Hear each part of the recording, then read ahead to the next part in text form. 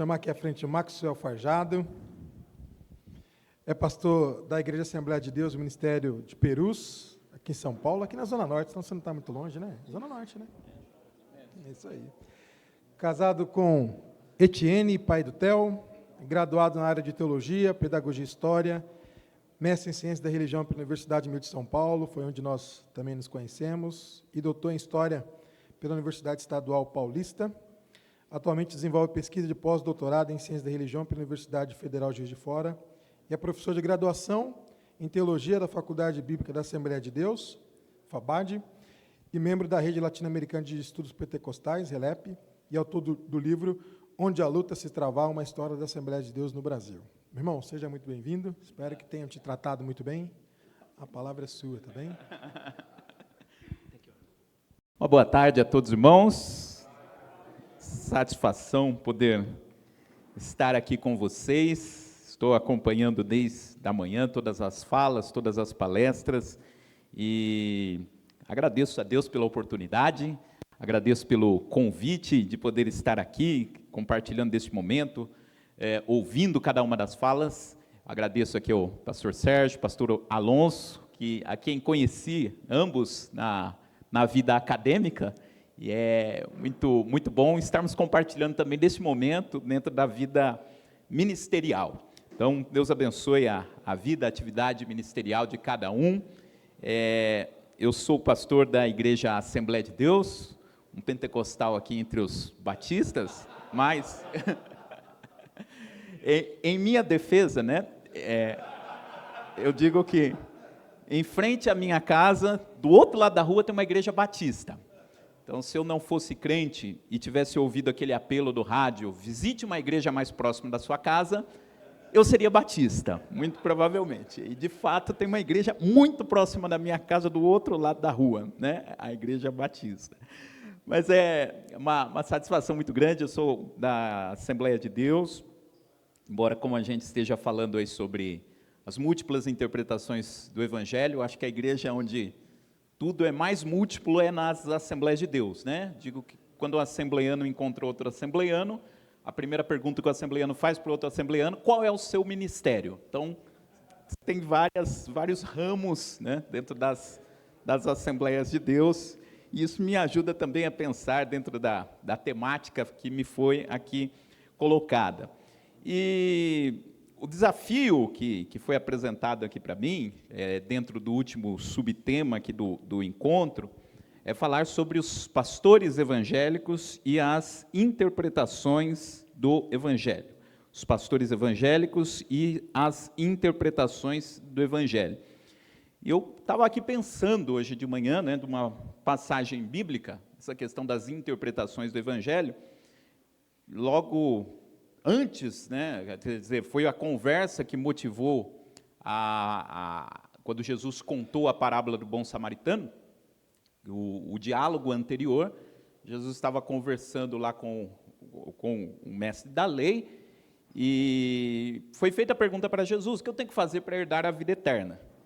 E aí a pergunta de Jesus, a pergunta em resposta ao que ele havia perguntado foi, o que está escrito na lei, como você interpreta? Então, não bastava apenas saber o que estava escrito, mas como aquilo que estava escrito estava sendo interpretado. E a pessoa, lá o rapaz, falou a interpretação, né, e respondeu perfeitamente, tirou nota 10 ali na resposta, e Jesus elogiou a resposta dele, falou, não, você respondeu muito bem. E é estranho, porque Jesus disse para ele que ele tinha respondido muito bem, e aí Lucas coloca no versículo de baixo, que ele querendo se justificar. Eu pergunto, querendo se justificar do quê? Sendo que Jesus tinha acabado de elogiar e falar que ele tinha respondido muito bem, né? E aí ele colocou a questão que, mesmo tendo essa interpretação que foi aprovada por Jesus, parece que tinha algo ali que o incomodava. Ele diz, tem que amar o próximo como a mim mesmo. Mas quem é o meu próximo? E aí a continuidade, os irmãos sabem, Jesus contou lá a parábola do bom samaritano. Mas eu fiquei pensando nessa resposta de Jesus. O que está escrito na lei, como você interpreta? E essa eu acho que é a grande questão que motiva o nosso encontro aqui hoje. Como interpretar aquilo que o Evangelho está sendo, aquilo que o Evangelho disse, né? Como o Evangelho está sendo vivenciado. E eu pensei aqui num texto bíblico. Então, a minha proposta aqui é pensar em um texto bíblico específico e conversar um pouco a respeito desse texto bíblico, que eu acho que a partir dele a gente consegue tirar várias questões para esse tema que me foi colocado aqui, os pastores evangélicos e a interpretação do Evangelho. E o texto bíblico é no livro de Atos dos Apóstolos, capítulo 15. Atos dos Apóstolos, capítulo 15, famoso concílio de Jerusalém. Eu vou aqui fazer a leitura, a partir do versículo 1, e aí a partir daí a gente consegue tirar algumas questões. E tem gente que não gosta de ser o último, e eu gostei bastante, que eu vou aproveitar muito do que já foi dito aqui, né? E enfim, e é bom, né? Porque está todo mundo feliz por tudo que já ouviu, então, se não corresponder muito à expectativa, já está todo mundo alegre e tal, facilita aí para a gente. Mas Atos dos Apóstolos, capítulo 15, diz assim, que então alguns que tinham descido da Judéia ensinavam assim os irmãos: se vos não circuncidardes, conforme o uso de Moisés, não podeis salvar-vos. Tendo tido Paulo e Barnabé não pequena discussão e contenda contra eles, resolveu-se que Paulo, Barnabé e alguns dentre eles subissem a Jerusalém, aos apóstolos e aos anciãos, sobre aquela questão. E eles, sendo acompanhados pela igreja, passaram pela Fenícia e por Samaria, contando a conversão dos gentios, e davam grande alegria a todos os irmãos. E quando chegaram a Jerusalém, foram recebidos pela igreja e pelos apóstolos e anciãos, e lhes anunciaram quão grandes coisas Deus tinha feito com eles. Alguns, porém, da seita dos fariseus que tinham crido, se levantaram dizendo que era mister circuncidá-los e mandar-lhes que guardassem a lei de Moisés. Congregaram-se, pois, os apóstolos e os anciãos para considerar esse assunto. E, havendo grande contenda, levantou-se Pedro e disse-lhes: varões irmãos, bem sabeis que já há muito tempo Deus me elegeu dentre vós, para que os gentios ouvissem da minha boca a palavra do Evangelho e crescem. E Deus, que conhece os corações, lhes deu testemunho, dando-lhes o Espírito Santo, assim como também a nós. E não fez diferença alguma entre eles e nós, purificando o seu coração pela fé. Agora, pois, por que tentais a Deus, pondo sobre a cerviz dos discípulos um jugo que nem nossos pais, nem nós podemos suportar? Mas cremos que seremos salvos pela graça do Senhor Jesus Cristo, como eles também. Então toda a multidão se calou, escutava a Barnabé e a Paulo, que contavam com grandes sinais e prodígios Deus havia feito por meio deles entre os gentios. E havendo-se eles calado, tomou Tiago a palavra, dizendo: varões irmãos, ouvi-me. Simão relatou como primeiramente Deus visitou os gentios para tomar deles um povo para o seu nome. E com isso concordam as palavras dos profetas, como está escrito: depois disso voltarei e reedificarei o tabernáculo de Davi, que está caído. Levantá-lo-ei das suas ruínas e tornarei a edificá-lo, para que o resto dos homens busque ao Senhor, e também todos os gentios sobre os quais o meu nome é invocado, diz o Senhor, que faz essas coisas, que são conhecidas desde a eternidade. Pelo que julgo que não se deve perturbar aqueles dentre os gentios que se convertem a Deus, mas escrever-lhes que se abstenham das contaminações dos ídolos, da prostituição, do que é sufocado e do sangue, porque Moisés, desde os tempos antigos, tem em cada cidade quem o pregue, e cada sábado é lido nas sinagogas. Somente até aí. Bom, eu estava pensando nesse texto, e como tentar articular esse texto com a proposta da temática aqui do evento, e o que a gente tem aqui nesse texto é justamente alguns problemas com a interpretação do Evangelho. A gente está diante de algumas pessoas aqui, que todos eles concordavam de que o Evangelho estava posto diante deles, todos eles entendiam que haviam abraçado o Evangelho, mas existiam principalmente dois grupos que interpretavam o que era o Evangelho de formas bem diferentes, bastante distintas. E por que surgiram essas duas interpretações divergentes a respeito do que era o Evangelho, ou de como o Evangelho deveria ser vivenciado? Conforme está na proposta do evento, que o evento diz isso, a igreja cresceu e surgem várias interpretações do Evangelho. E foi justamente isso que aconteceu. A igreja cresceu E à medida que ela foi crescendo para um grupo que não estava proposto originalmente, que eram os gentios, e quando a igreja começou a entrar, né, no ambiente gentílico, surgiu essa questão, que é uma questão teológica, né? O que fazer com os gentios que se convertem? E duas respostas foram apresentadas ali. Então, em resposta ao crescimento da igreja, diferentes maneiras de se interpretar o evangelho começaram a aparecer. E não apenas diferentes maneiras, mas duas maneiras que estavam em conflito. E eu acho interessante que esse texto aqui, se a gente ler com atenção, Atos 15, eu contei pelo menos umas 3 vezes em que aparece aqui no meio do texto a palavra contenda, contenda. E Lucas faz questão de dizer isso várias vezes. Teve contenda lá em Antioquia, quando chegaram em Jerusalém teve contenda, aí depois chegaram em Jerusalém, marcaram a reunião, e na reunião teve contenda, e a palavra contenda aparece algumas vezes aqui no texto, né? Eu imagino que essa reunião aqui do concílio de Jerusalém era aquela reunião, onde você vai participar de uma reunião e você não sabe o que vai acontecer naquela reunião. Dependendo daquilo que for decidido na reunião, o destino de alguém estará selado, enfim, e você não sabe que caminho que vai ser tomado. É justamente isso que acontece aqui. Mas o que eu queria chamar a atenção, né, é que nessa reunião aparece a tensão que está sendo discutida aqui desde o período da manhã. E todas as falas que houve até aqui falaram sobre essa relação do evangelho com a cultura.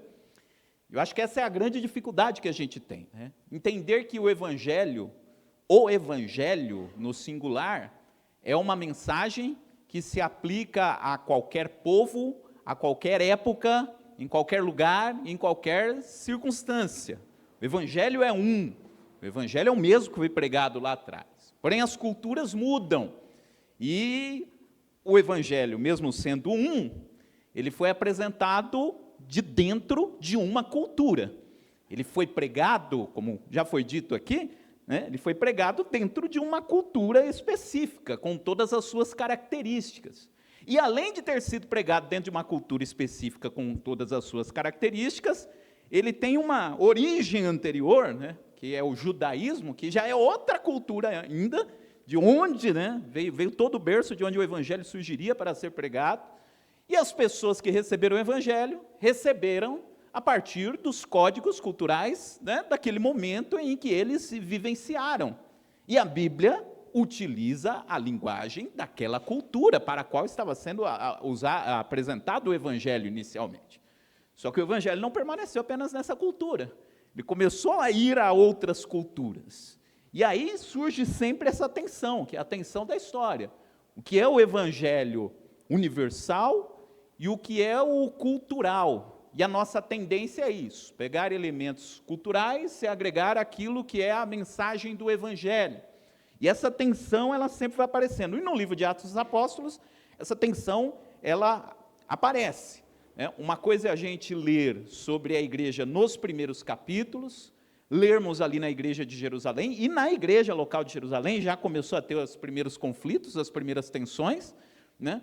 Tem lá no livro de Atos, capítulo 6, uma questão de, inclusive, né, de preconceito racial, né, ou preconceito étnico, enfim, seja como a gente denomine, que já está lá em Atos 6, porque a necessidade de se separar diáconos era por conta das viúvas dos gregos, ou seja, dos judeus helenistas. Então parece que já existia ali um preconceito enraizado, né, entre o judeu, vou usar uma palavra bem atual, né, entre o judeu raiz e o judeu helênico, o judeu que alguém via como judeu, não sei se falo isso, o judeu Nutella, né, ele é helênico, não está ali ligado à nossa tradição, mas parece que assim, né, talvez se expressariam nesses termos. Uma coisa é o judeu aqui da Palestina, é o judeu aqui de Jerusalém, o judeu que guarda as tradições. Outra coisa é o judeu helênico, helenizado, que tomou contato com a cultura dos gregos, porque as viúvas que não estavam recebendo a ajuda eram justamente as viúvas deste grupo. E na instituição dos diáconos, escolheram diáconos justamente daquele grupo, né? Todos eles com nomes gregos, para resolver aquela questão. Já tinha um conflito ali na igreja. Mas depois que a igreja começou a ir para o ambiente gentílico, né, os conflitos começaram a aumentar. E eram dois ambientes totalmente diferentes. Uma coisa é você tratar ali do evangelho na cidade de Jerusalém, lidar com os fariseus que estavam se convertendo, como parece aqui no texto. Outra coisa é você pular alguns capítulos e ver Paulo no meio de uma multidão ensandecida, gritando, grande é a Diana dos Efésios. Né? São ambientes culturais totalmente distintos e é o mesmo evangelho que está sendo pregado. E, assim, o que eu percebo? Né? Essa tensão entre o evangelho e entre a cultura, entre aquilo que já foi falado bastante aqui, sobre nós assimilarmos a cultura e perdermos, né, essa essência do evangelho, e como tentar encontrar esse equilíbrio, né, que ao mesmo tempo é o não assimilar a cultura, mas isso também não significa a negação da cultura.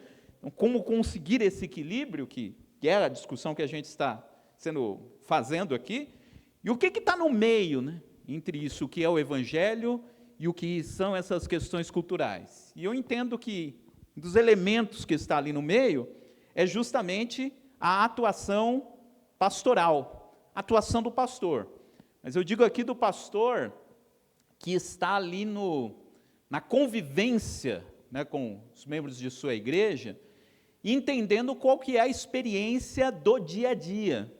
Porque eu entendo que essa tensão entre a cultura e o evangelho, o lugar onde ela melhor se manifesta é no dia a dia da comunidade. E o pastor que consegue observar para esse dia a dia da comunidade, e como que essa teologia se manifesta no dia a dia da comunidade, ele consegue perceber como que é essa tensão. Porque a gente se engana, né? Quando a gente pensa que teologia é um negócio de gabinete, é uma questão que fica restrita aos teólogos propriamente dita, enfim, né? E aí, às vezes, o membro da igreja tem essa ideia também, a teologia é algo do pastor, é algo do clero, né? E eu não tenho a minha teologia, né? E aí eu costumo dizer que se você perguntar para qualquer pessoa e fazer a pergunta para a pessoa, né? Você ora? Ele diz, eu oro. E como que faz para orar? Não, oro, eu falo e Deus me ouve. Bom, se ele falou isso, ele está explicando como que é a relação dele com Deus. Isso é teologia. A partir do momento que qualquer pessoa explica, de alguma forma, né, a sua relação com Deus, ou como Deus se manifesta, enfim, é a explicação que ele está dando para Deus, né? É a teologia. E as pessoas no seu dia a dia dão explicações, né, teológicas, né, nesse sentido que eu falei, para as ações que vivenciam. E quando a gente fala do pentecostalismo, eu falo aqui da minha tradição, né, isso reverbera muito, né, aquilo que é falado na igreja, que muitas vezes é diferente daquilo que é vivenciado, né, no dia a dia pela membresia. Eu estou estudando agora a relação entre música e pentecostalismo, e um assunto que eu me debrucei aí no último texto que eu escrevi, é sobre as metáforas da guerra que estão presentes nas músicas, né, nos louvores. A metáfora da guerra está presente assim, desde lá dos hinos do Martim Lutero, né? Castelo forte é o nosso Deus, espada e bom escudo, de Martim Lutero, passando por Adhemar de Campos, né? Qual que é o hino do Adhemar de Campos mesmo? Nosso general é Cristo, né? Falando de guerra. Oi? Homem de guerra é Jeová, seu nome é temível na terra. E antes disso, né? Você vai lá para os Salmos, enfim, a metáfora da guerra está muito presente, né? E ela é muito presente nos hinos pentecostais, mas é interessante que a metáfora ela vai se aplicando a diferentes contextos, né? E o que a gente observou muito, né, que os hinos que fazem sucesso, né, no público pentecostal aplicam essa metáfora da guerra, muitas vezes, aos problemas do cotidiano, né? Deus vai te dar vitória na sua guerra. E qual que é a sua guerra? É o problema que ele está passando ali no cotidiano. E ele faz toda uma aplicação teológica do Deus que guerreia as minhas batalhas para as questões que ele vivencia, problemas familiares, problema de desemprego, enfim, né? Essa aplicação é feita nesse cotidiano. E por que eu estou falando tudo isso, né? Porque o pastor é aquele que tem essa condição de fazer essa ponte, né? Essa discussão teológica para como essa teologia ela é aplicada no dia a dia, né? Como ela é aplicada no cotidiano, a partir das experiências. Isso vai nascendo no cotidiano e vai se fortalecendo e vai se cristalizando. Então, há uma relação muito forte entre a interpretação, né, mais popular do Evangelho, que acaba se cristalizando. O pastor está aí no meio disso tudo, entendendo, sentindo, né? Eu estava ouvindo o pastor Ziel falando de manhã, e eu achei muito interessante, né, a forma como ele estava colocando, né, como que as experiências dele, né, no trato com os membros da igreja, vão mostrando como que essa teologia, como que essas interpretações do Evangelho vão sendo assimiladas, né, pelas pessoas. Então, isso é muito interessante, e eu entendo que isso acontece aqui nesse texto de Atos dos Apóstolos. E, assim, quais eram as contendas, né, que apareceram? Eu falei que a palavra contenda está muito presente. Bom, isso é bom para... A gente está falando para um público de pastores, né? Não precisa ser muito específico aqui no contexto, né? Todo mundo conhece aqui a história, mas o problema é o seguinte, Paulo, Barnabé e tantos outros estão pregando entre os gentios estão se convertendo. Uma referência importante aqui é a igreja de Antioquia. A igreja de Antioquia era uma igreja que estava aí no limiar entre esses dois universos, né, entre o universo judaico e o universo gentílico, uma cidade muito grande, muito movimentada, e no texto de Atos dos Apóstolos diz que quem primeiro se estabeleceu em Antioquia ficou com o pé atrás e apenas pregava aos judeus.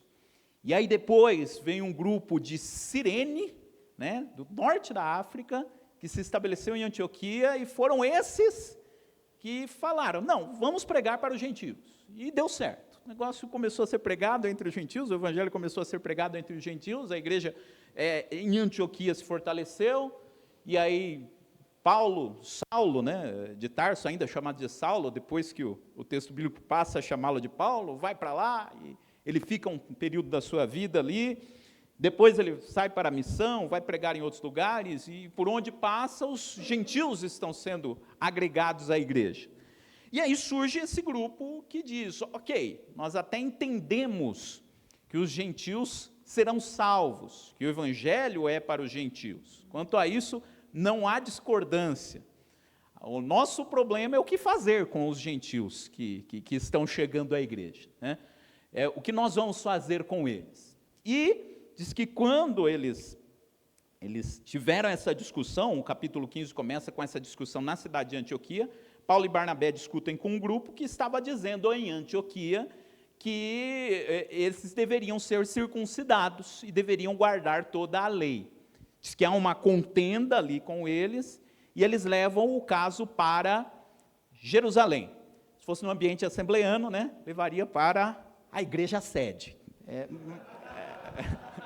Mas foi mais ou menos isso que aconteceu, né? Vamos levar o caso para a sede, vamos ver o que acontece. E diz que é formada ali uma comissão, essa comissão vai até Jerusalém, Paulo vai lá com Barnabé e mais com alguns irmãos, e quando chegam em Jerusalém, percebe-se que há um grupo muito mais ainda ferrenho nessa defesa da circuncisão do que existia lá em Antioquia. Acontece um negócio muito interessante, né? Porque a gente tem aí leituras teológicas diferentes, e se a gente for pensar, né, em termos de análise dos discursos, você vai ver que a defesa da circuncisão seja sincero comigo, fazia sentido. Fazia muito sentido dentro daquilo ali. Porque, afinal de contas, quem defendia a circuncisão? Quem defendia que os gentios deveriam guardar a lei? Bom, estavam fazendo uma defesa baseada nas Escrituras. Fazia todo sentido. O defensor da circuncisão diz, olha, a circuncisão está baseada nas Escrituras e não está baseada só na lei mosaica. Porque a circuncisão é anterior, o negócio veio lá de Abraão. Então, existia ali um discurso que fazia sentido, existia um discurso lógico, e existia um discurso com peso de uma tradição que já se estendia por séculos, que era a tradição do judaísmo. Era uma leitura teológica que fazia muito sentido e que cá entre nós tinha bons argumentos também. E por isso que a reunião estava assim tão tensa. E chega Paulo e Barnabé, né, dizendo que não, e outros ali com eles falando que não era necessário impor aos gentios essa marca, né, como o pastor Ziel falou, né, essa marca física. E aqui eu parei para pensar um pouco, não é no que estava por trás dessas contendas. Então, por trás dessas contendas, tem essas leituras teológicas divergentes. Há aí o peso de uma cultura, de uma tradição muito bem solidificada, né, que era essa tradição do judaísmo, mas também, e aqui eu uso um pouco das ferramentas da sociologia, né, tem um sociólogo chamado o Pierre Bourdieu. Pierre Bourdieu, ele fala da questão do capital social, né, da importância que a pessoa adquire dentro daquele espaço social, né?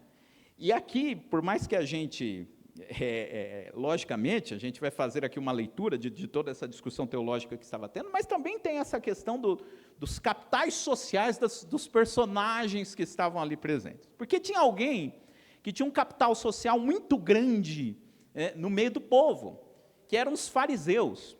E aqui nesse texto diz que quem estava defendendo essa postura aí da guarda da lei eram os fariseus que haviam se convertido. A gente generaliza, né, os fariseus eram todos chatos, né, ficavam lá pegando no pé de Jesus, enfim, mas a própria Bíblia não faz essa leitura generalizante, né, o próprio Nicodemos, ele era fariseu, mas enfim, aqui tinha um grupo de fariseus que se converteram, tinham aceitado a fé, diz aqui Lucas, e que estavam ali defendendo essa posição. E eles tinham um capital ali muito, muito forte.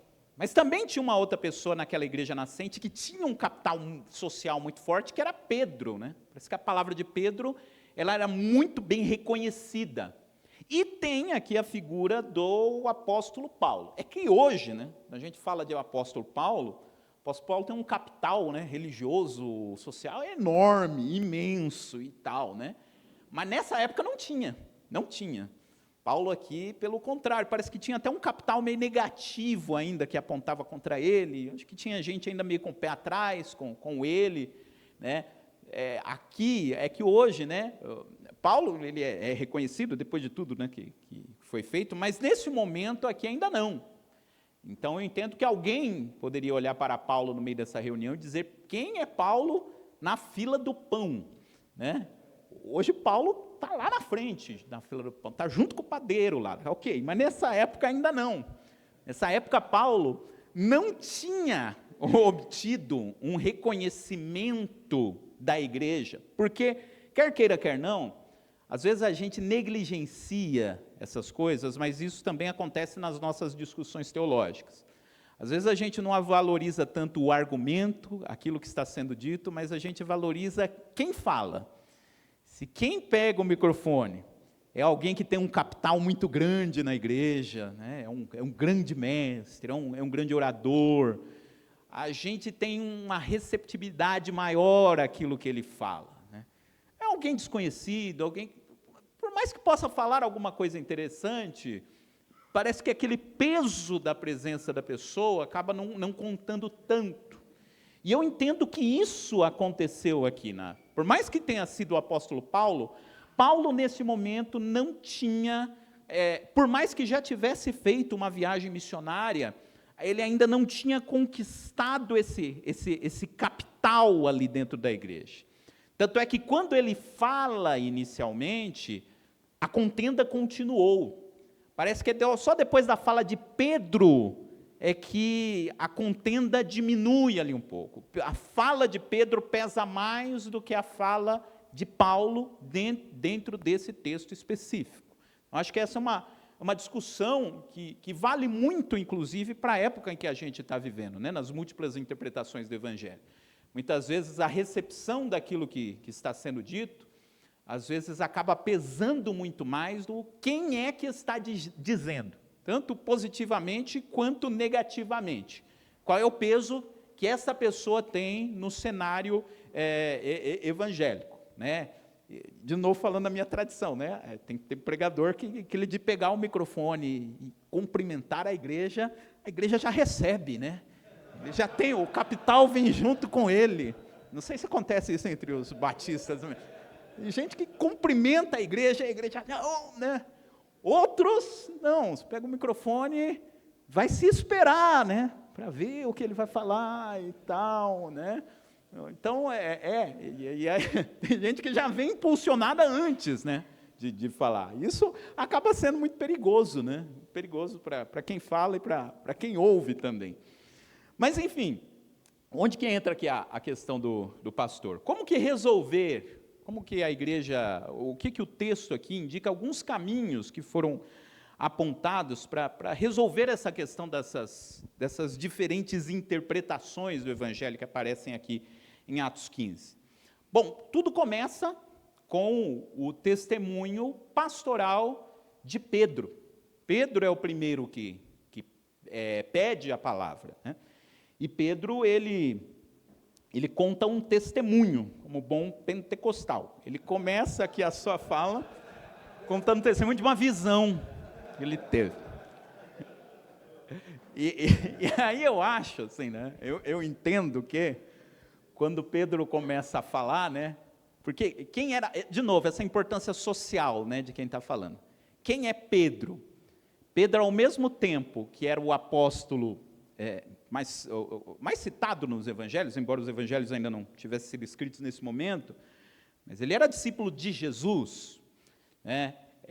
Há quem acredite que fosse o discípulo mais velho, né, de Jesus, mas enfim, era discípulo de Jesus, e além de ser discípulo de Jesus, ele era aquele judeu raiz, né, o judeu da Palestina. Tem um peso ali para o que ele vai falar, dentro deste contexto, né? Então, não sei se quando Pedro foi falar, alguém disse, Pedro vai falar, ele é do nosso lado, ele vai defender aqui a nossa posição, afinal de contas, Pedro, ele é judeu, e ele entende o nosso ponto de vista, né, enquanto judeus. E quando Pedro fala, ele vai contar justamente a experiência que está narrada lá em Atos 10, a experiência que teve com Cornélio, e aí todo mundo conhece a história, né, quando ele tem uma visão ao meio-dia, na hora do almoço, e estava com fome no terraço, e tem aquela visão dos animais impuros, e a voz do céu que dizia, mata e come, e aí ele responde, não, jamais faria isso, jamais como judeu comeria algo que a lei considera impura. E aqui é uma reflexão muito interessante, né? Porque a gente está discutindo essa relação entre o evangelho e a cultura, e eu vejo aqui Pedro como uma liderança, né? Como um pastor dentro desse contexto aqui. Você percebe como a própria liderança, como o próprio pastor, ele também está inserido naquela cultura, né? Entendendo, vendo como automático o não comer aqueles alimentos. Ele cresceu naquele ambiente, ele cresceu naquela cultura, e ele entende que não deve fazer isso, né? Então, muito fácil, às vezes, para nós, né, olharmos para a situação e criticarmos a cultura que a gente está, né, e não fazer como o profeta Isaías, né? Ai de mim que sou um homem de lábios impuros e habito no meio de um povo de impuros lábios. É muito mais fácil para o pastor falar, o povo aí de puros lábios, né? E o Isaías, ele se coloca, né? Eu faço parte, eu estou inserido nessa cultura, né? Então, a gente pode criticar a cultura de massa, né, que a gente tem, essa questão das redes sociais, mas a gente está inserido nisso, a gente absorveu isso. E Pedro era um personagem que estava absorvido, inclusive com os preconceitos que a sua cultura, como já foi dito aqui, né? A cultura é o ambiente a partir do qual o homem se desenvolve, estabelece os relacionamentos sociais. Ela pode ser tanto benéfica quanto nociva, né? Ela não é um elemento neutro, né? Enfim, coisas boas e coisas ruins na cultura, porque a cultura é o desenvolvimento daquilo que o homem faz, né? O homem é pecador. E Pedro está inserido naquilo. Depois Paulo diz lá em Gálatas, né?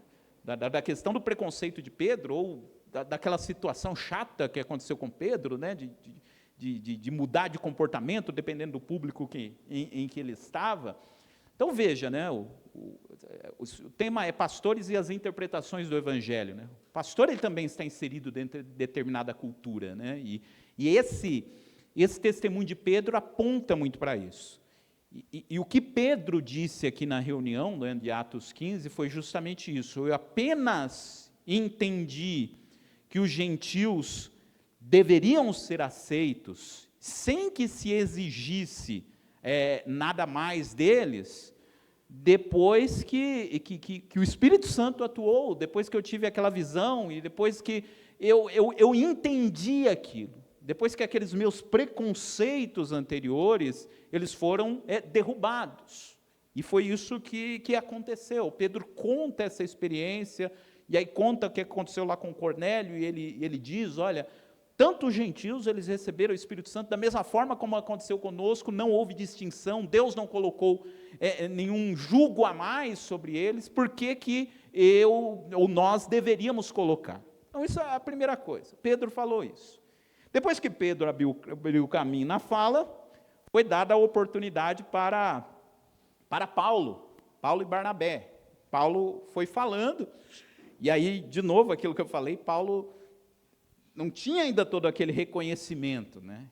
Mas depois da fala de Pedro, aberta ali a oportunidade para Paulo vai contar as histórias que ele e Barnabé vivenciaram no decorrer da sua primeira viagem missionária.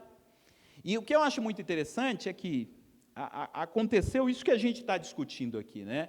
Essas questões que a cultura vão nos colocando, não é algo planejado, né? Ninguém que estudou aqui no seminário teve lá no seminário alguma matéria que discutiu o uso da inteligência artificial, né? Quer dizer, algo que surgiu, algo que apareceu no caminho.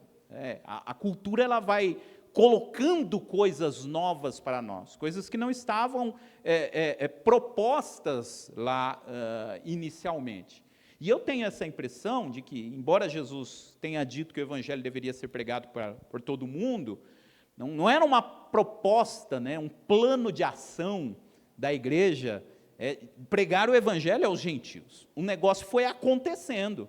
Paulo, por exemplo, tinha a estratégia de começar a pregar entre os judeus. Ia numa cidade, dava certo. Na outra cidade, os judeus não recebiam, mas terminava lá a reunião da sinagoga, tinha um grupo de gentios que estavam interessados. E aí ele foi.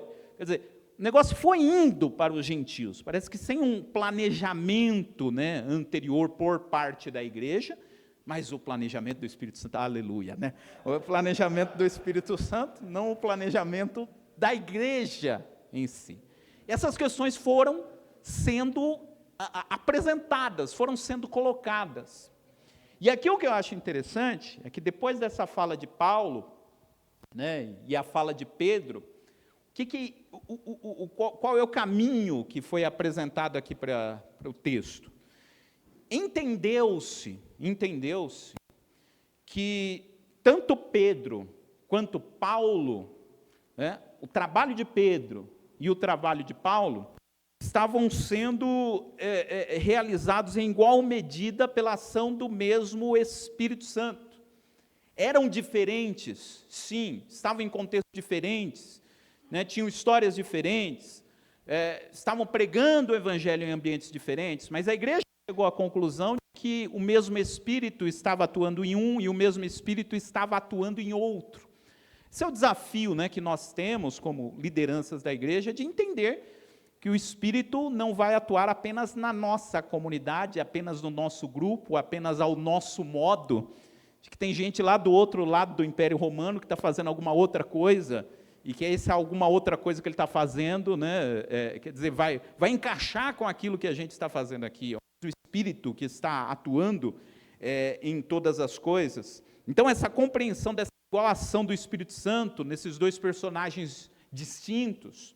Mas uma outra coisa também que eu achei muito interessante que aparece aqui no texto é que depois que Pedro falou, depois que Paulo falou, tem uma terceira fala, que é a fala de Tiago. Fala de Tiago. Esse Tiago aqui é o irmão de Jesus, pastor da igreja de Jerusalém. E eu não vou tão longe de dizer que ele era o pastor presidente, não era não. Não vou tão assim também, né? Mas ele era uma das lideranças ali da igreja de Jerusalém, né? E é interessante, porque qual foi a fala de Tiago, né?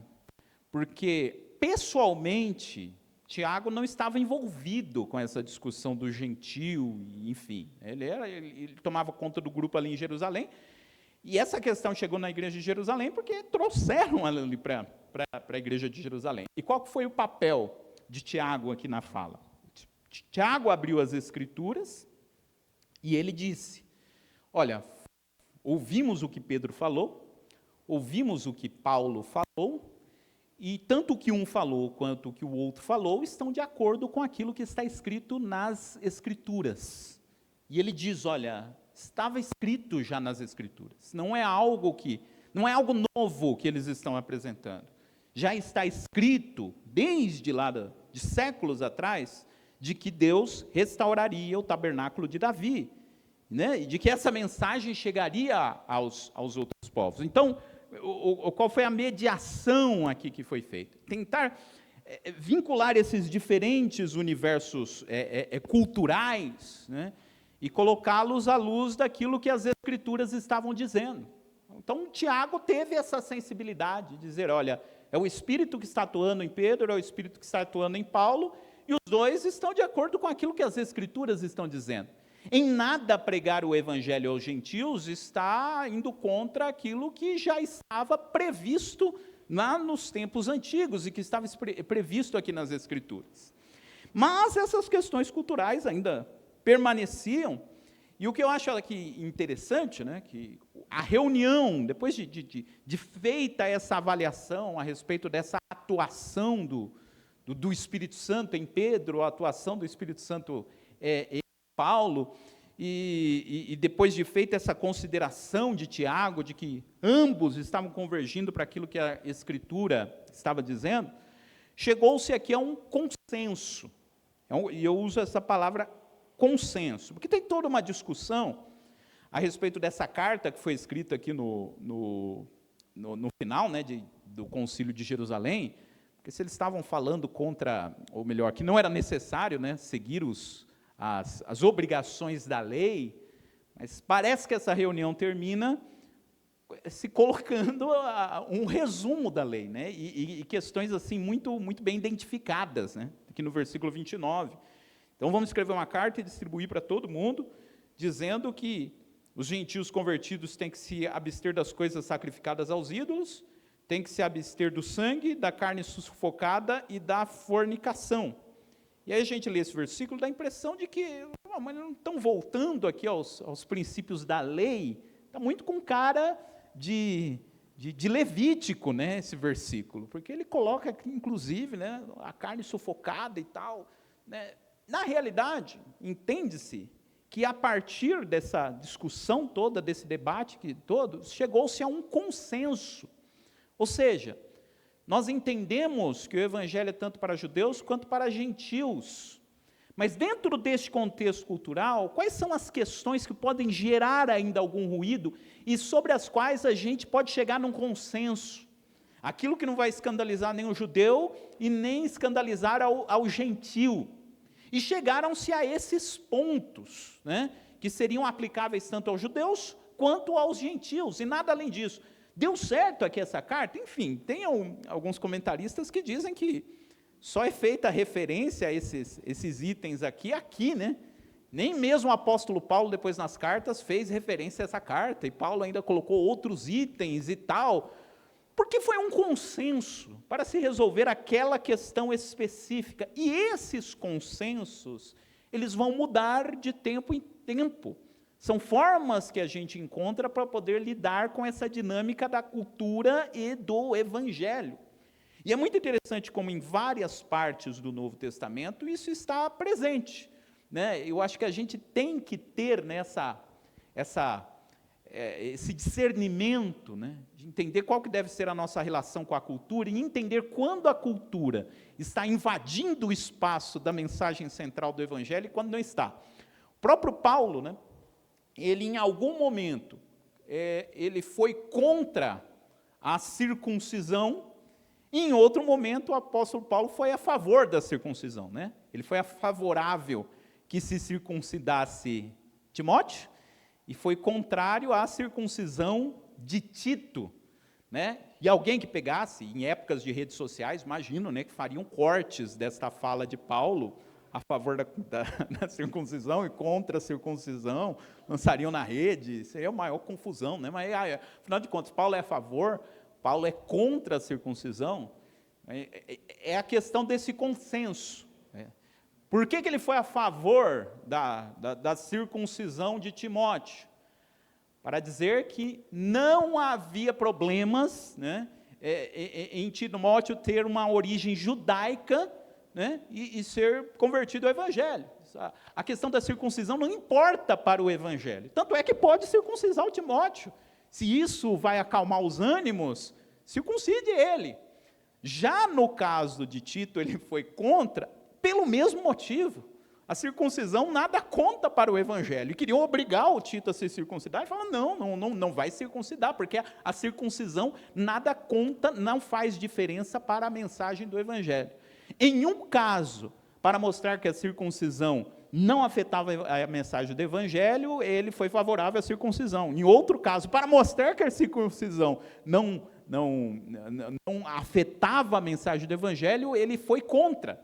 Em entender, né, essas dinâmicas culturais e como reagir, como eu falei, né, não chegando, né, que derrubar todas as questões da cultura, né, e aí eu já estou caminhando aqui para o final, mas falando novamente da tradição pentecostal, existem muitas coisas que a gente coloca na igreja, e a gente sabe que não tem nada a ver com o evangelho, né? São questões culturais, então, nas Assembleias de Deus e no pentecostalismo de forma geral, tem a questão dos usos e costumes, né?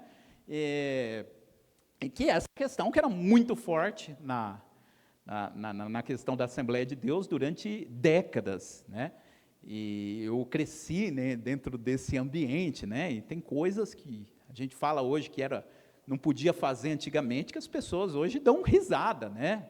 Não podia assistir televisão, enfim, o pastor ia visitar a igreja, ia visitar a casa, o fulano escondia a televisão dentro do guarda-roupa, tal, né? Essas histórias aí que a gente já ouvia e tal, né? Então, são questões que a gente não sabe que não tem nada a ver com a mensagem do evangelho.